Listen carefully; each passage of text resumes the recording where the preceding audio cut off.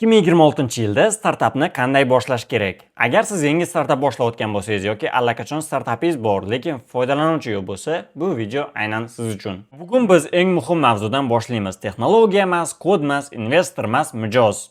Men so'nggi yillarda yuzlab founderlarni kuzatdim. B2B, SaaS, mobil ilovalar, platformalar ko'pchiligi juda ham yaxshi produkt qilingan, lekin natija 0 MRR. Nega?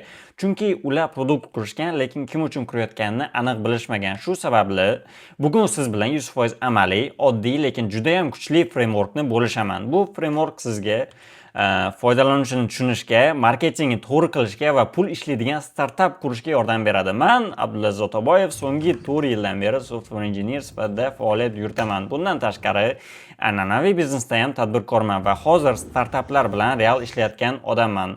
Oxirgi 3 oyda IELTStation.com startapini noldan qurib, 14 kunda launch qilib, 30 mingdan ortiq foydalanuvchi olib kirdik va boshidagi 2 oyda $7,000 ko'proq real daromad qildik.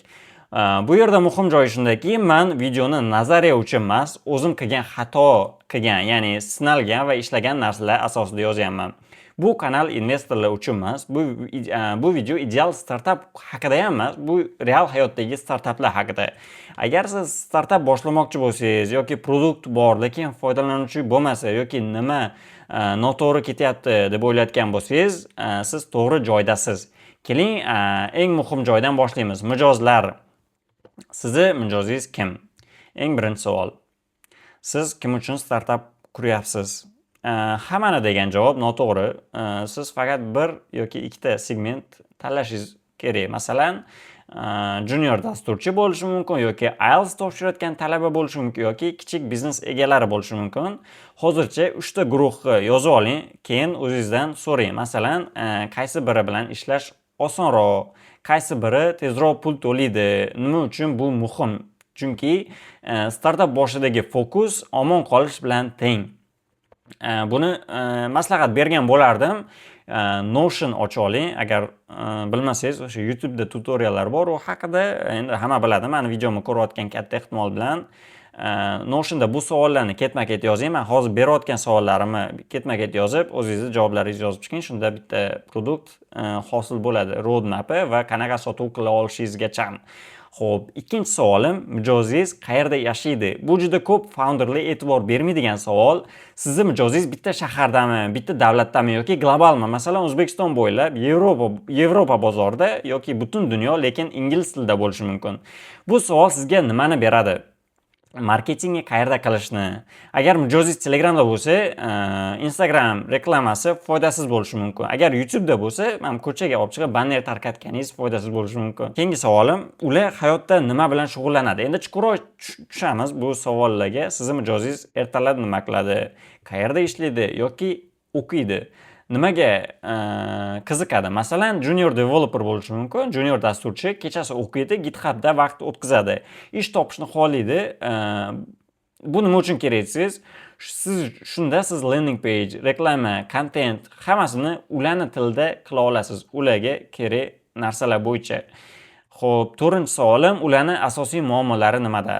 Bu yerda siz produkt haqida o'ylamaysiz, faqat muammo. 3 ta asosiy muammo yozing. Masalan, vaqt, natija, chalkashliklar ko'p bo'lishi. Bu albatta mijozlaringizdan kelib chiqqan holda yoziladigan javoblar. Masalan, IELTS talabasi nimadan boshlashni bilmaydi, o'zini tekshira olmaydi, ishonchi yo'q. Agar muammo aniq bo'lmasa, solution, ya'ni yechim ishlamaydi. Sizni produktingiz useless. 5-savolim, ularni sotib olishga nima majbur qiladi? Bu juda muhim savol. Odamlar logikasi bilan o'ylashi mumkin, lekin emotsiya bilan sotib oladi. Masalan, tez natija, kam stress, boshqalardan oldinda bo'lish yoki pul tejash. O'zingizga savol bering. Agar men ularning o'rnida bo'lganimda, nimasi uchun pul to'lardim? Bu juda muhim savol. Buni yozishingiz kerak. Xo'p, keyingi 6-savolim, ular qanday tanlov qiladi? Sotib olishdan oldin odamlar nimani tekshiradi? Odatda narx, real natija, boshqalar fikri. Masalan, bu ishlaydimi? Menga o'xshagan odamlar foydalanib ko'rganmi? Shu sababli case, review, demo juda muhim. 7-savolim, userlaringizni, ya'ni sizga foydalanuvchi bo'lishi mumkin bo'lgan odamlarni qanaqa e'tirozlari bor? Har bir startapda 3 ta klassik e'tiroz bo'lishi mumkin.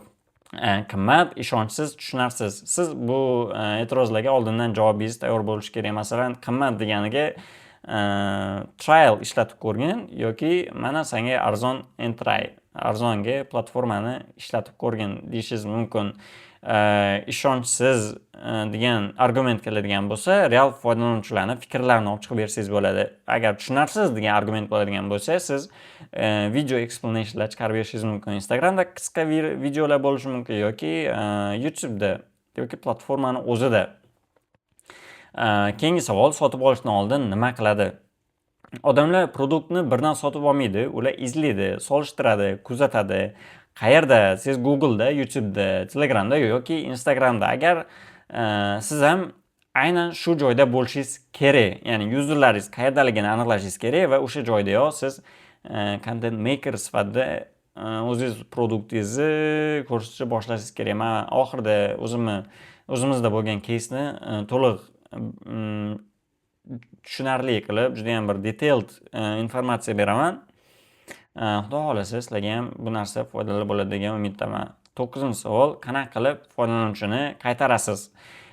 Growth faqat yangi user emas, retention, ya'ni qayta sotuvlar undan muhimroq. O'zingizdagi userlarni ushlab qolish. Oddiy misol, bonuslar bo'lishi mumkin.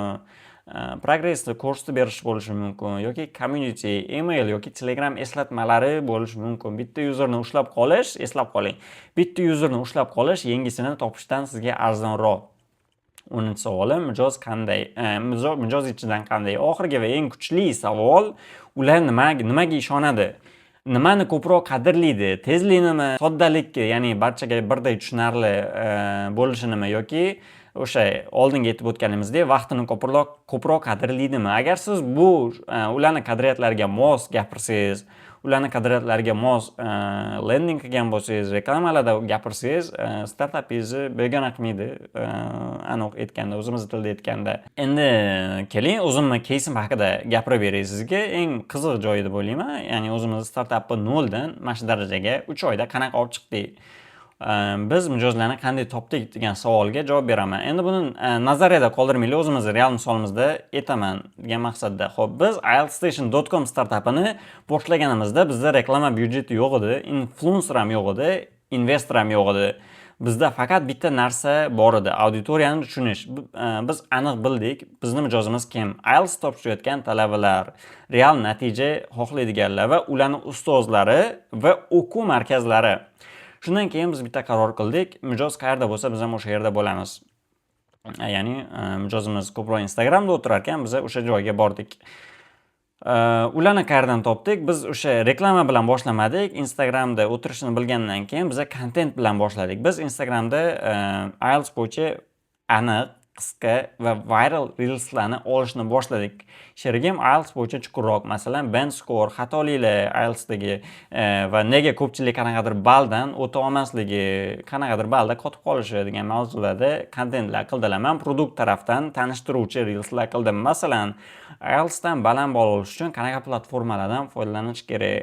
IELTS MOOC platformamizning o'quv markazida ishlayotgani, bu real feedback, ya'ni o'quv markazi o'zidan, bu keyin boshqa o'quv markazlarga ham ataka qanaqadir ma'noda va nechta yuzerlar ishonch bilan ishlayotgani haqidagi mavzular.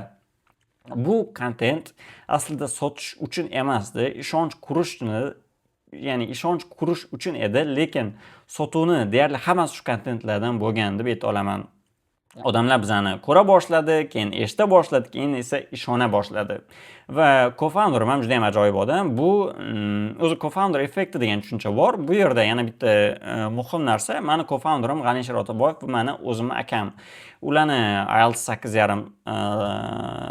8.5 sohibi ular va bu sohada mendan kuchliroq ekspert.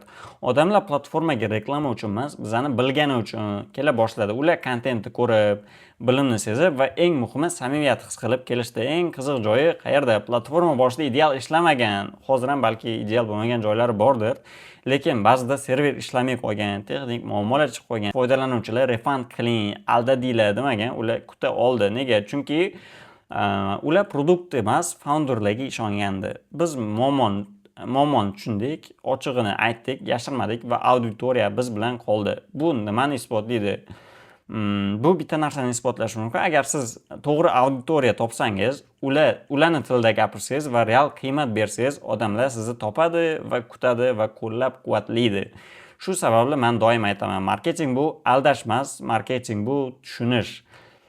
Xo'p, agar video foydali bo'lgan bo'lsa, like bosing va kommentariyada o'z fikrlaringizni yozib qoldiring. Keyingi videoda davom ettirishim mumkin bo'lgan mavzular produkt, marketing, branding, sales, finance va growth va many more. Juda ham ko'p mavzularda videolar qilamiz hali sizlar bilan. Bu faqat boshlanishi. Hammaga rahmat.